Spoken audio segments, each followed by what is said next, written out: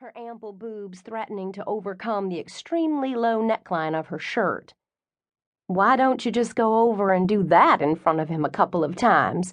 I'm sure he'd give you anything you want." "That'll come later," Tori says, ruffling her blonde bangs and waggling her eyebrows. I roll my eyes as we start off across the fairgrounds. As we near the farm truck where the shirtless guy is unloading crates, I ask Tori again, "Now, who did you say he is?" "Jake Theopolis." "Theopolis? As in the peach orchard Theopolises?" "Yep, that's his family." "Why don't I remember him?" "Because your hormones slept through your freshman year. He was a senior. Jenna Theopolis' older brother. Played baseball, dated pretty much all the hot girls. Except for you," I add before she can. She grins and elbows me in the ribs. "Except for me." "And you're sure he won't try to get us into trouble?" "I'm positive. He was a bad boy. I'm sure there's nothing we could think of that he hasn't done 10 times over." We stop a few feet behind him, and I hear Tori whisper, "Good God, look at him." So I do. I can see why Tori would find him appealing. His tanned skin is glistening in the hot Carolina sun. The well-defined muscles in his chest and shoulders ripple as he picks up a crate from the back of the truck, and his washboard abs contract as he swivels to set it on the ground. His worn blue jeans hang low on his narrow hips, giving us an almost indecent look at the way the thin trail of hair that leads away from his navel disappears into the waistband.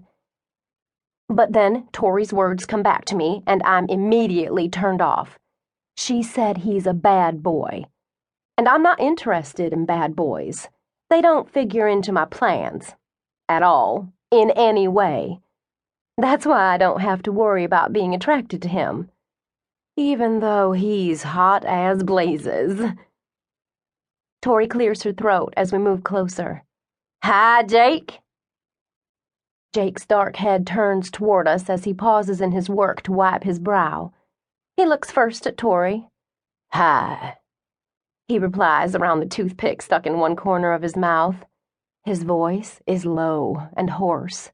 His smile is polite, and I think to myself that he's handsome enough, but nothing to warrant Tori's insistence on talking to him. But then he looks over at me. Even with him squinting in the bright sun, his eyes steal my breath. Set in his tan face and framed by his black hair and black lashes, they're striking. The amber color is like honey. Honey I feel all the way down in my stomach, warm and gooey. "Hi," he says again, one side of his mouth curling up into a cocky grin. For some reason, I can't think of one single thing to say, not even a casual greeting, one that I would give a perfect stranger. I stare at him for several long seconds until, finally, he chuckles and turns back to Tori. "What's wrong with her?" She's just shy." "Shy?" he asks, turning his attention back to me. I almost wish he hadn't. My belly is still full of hot liquid, and I'm starting to feel breathless. I don't meet shy girls very often." From the corner of my eye, I see Tori wave her hand dismissively. She'll loosen up in a minute. In fact, that's sort of why we're here." Jake glances back to Tori, releasing me from the prison of his strange eyes. I take a slow, deep breath to settle my swimming head. "Oh, I've got to hear this," he says, leaning back against the tailgate and crossing his arms over his chest. I can't help but notice how his biceps bulge with the action. Tori steps closer to him and whispers, "We were sort of hoping you'd sell us a bottle of that peach wine. You know, on the down low." He looks from Tori to me and back again before he bends to pick up one bottle. "One of these? To loosen her up?" "Yup, it's sure to do the trick." His golden eyes return to me as he slowly